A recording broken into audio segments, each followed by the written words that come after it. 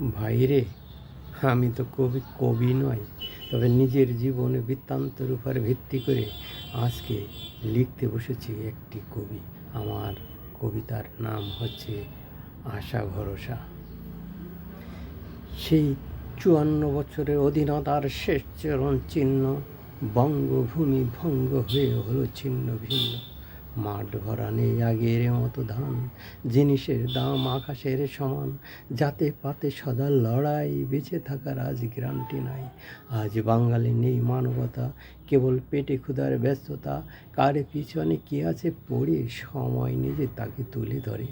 ভাই তাকায় না ভাইয়ের দিকে, ছেলে চায় না নিতে মা বাবাকে। তারা একা একা থাকতে চায় আজকের জীবন মরু সাহারায়। কে বলবো ভাই সমস্যার কথা, বাংলাদেশ বাঙালির ব্যথা। এর জন্য নেই কারো ব্যস্ততা, কবে হবে এর সমাধান? ওই পূর্ব বাংলার হিন্দু যারা একে একে হলো ভিটে ছাড়া, বাঁধবে আশা সুখের নীড়। এই পশ্চিম বাংলায় তাই হচ্ছে ভিড়, সুখ হচ্ছে বাসভূত, কোথাও নেই তাহার সন্ধান। বাংলা মায়েরা গ্রাম্য ছেলে মনে বাসা নিয়ে এলে, লেখাপড়া শিখবে বলে কলকাতার এই শহরতলে। ভাই বান্ধব আত্মীয় স্বজন আছে তাহার বহু আপনজন।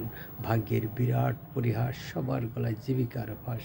একদিন ভাই বলল তুমি শোনো, কাজ করবে কি তুমি কোনো? এস দেশের স্বনির্বল সবে সধায়, কেউ পায় না কারো কাছে ঠাই। ছেলেটি শুনিয়ে কথা, মনে ভেলো বড় ব্যথা। মনের কথা বলবে কারে, ঘুরে বেড়ায় দাঁড়ে দাঁড়ে। চাকরিজীবীর এক বাবুর সাথে হয় যে পরিচয়। ভাবলে মনের আশা বললে তারে, করলে যদি সে করতে পারে, যদি হয় সে দয়ার অবতার। কয়েকবার ভাই গেল তাদের বাড়ি, লক্ষ্য করলো বাবুর মা বুড়ি। ভাবে কামায় সুদ আমার ছেলে, কোথা থেকে এই আপদ এলে? ব্যস্ত করে তাহার মাথায় বিপদ ঘটাবে আমায়। ভাই আত্মমগ্ন বুড়ি একদিন বলল, আসবে না আর আমার বাড়ি কোনো দিন। বর্তমান যুগে দারোগার চেয়ে জোর বেশি হয় মাঝের কাজে। বাংলার এই গ্রাম্য ছেলে মিশে নাই কোনো হাল ছাড়ে। বুড়িমার ওই নিষ্ঠুর স্বভাব, কাকে বলবে সব কথা?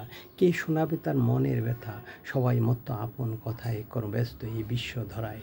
যা চায় সে তা পায় না, যা পায় সে তা চায় না। এই নিয়তির এই কঠোর বিধান সদাই দেখে আনো বেমানান।